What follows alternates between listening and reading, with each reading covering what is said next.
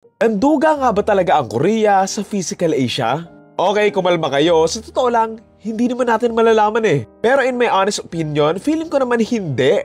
Pero may mga weird moments lang din talaga. Don't get me wrong ha, lagi kong sinasabi, kung hindi Australia yung mananalo nga dito, Korea na yon kasi nga, sila yung may pinakamalaking chance ang manalo kasi sobrang balanse nila and well-equipped kumpara mo doon sa ibang mga team.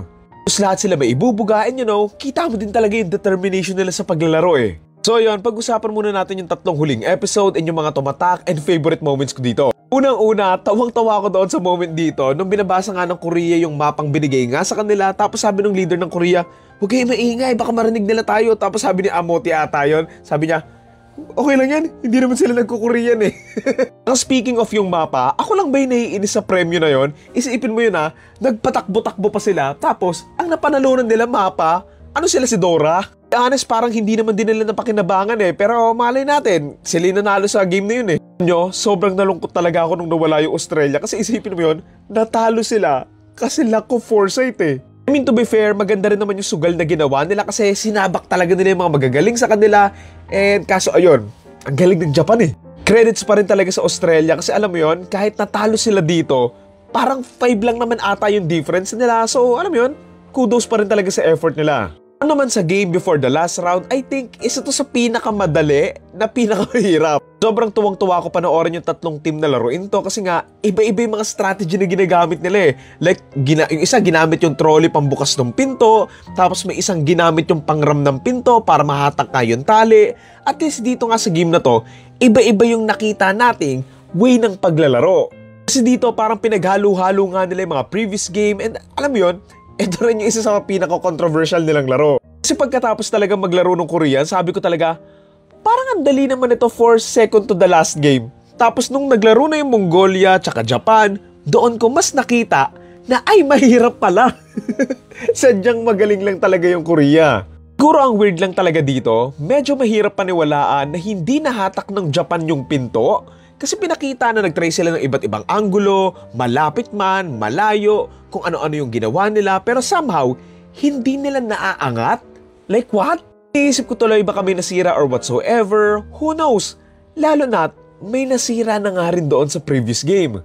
I know, mas malakas yung Korea, pero Japan literally tried the same technique na lumayo and atakin yung pinto, pero paanong nangyari na hindi umaangat? So alam mo yun, ang weird lang talaga. Isip ko nga baka may naipit, nasira sa pinto or doon sa mismong tali or sa mismong panghatak kasi parang imposible talagang hindi nila mahatak yun eh.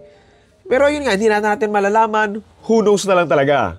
Sayang and no offense to Mongolia, pero I think mas balance lang talaga yung Japan versus Korea in terms of strength and giggle to win, pero base lang naman din yon sa napanood ko.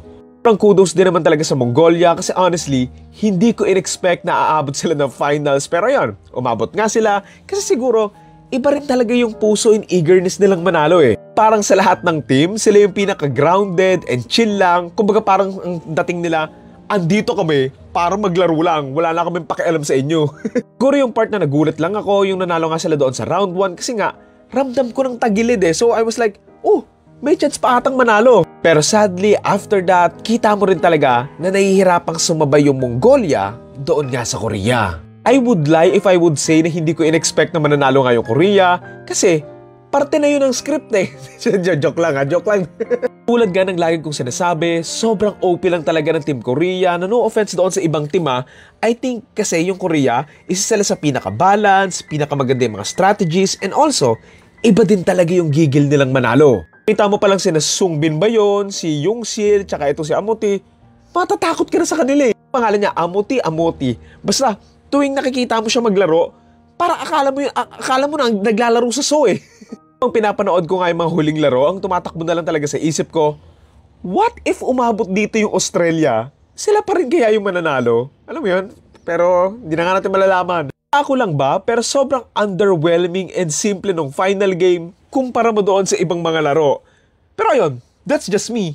Anyway, sobrang congrats Team Korea and feeling ko naman nakuha nila yung pagkapanalo, fair and square. Pero ang maganda, since sinasabi na dinuga nga daw sa oras and everything, maganda, i-release nila yung mga full games para mapanood nga kung totoong ayun talaga yung time nila per game. Pero ayun, ewan ko, paano nila upload yun? Malay ko.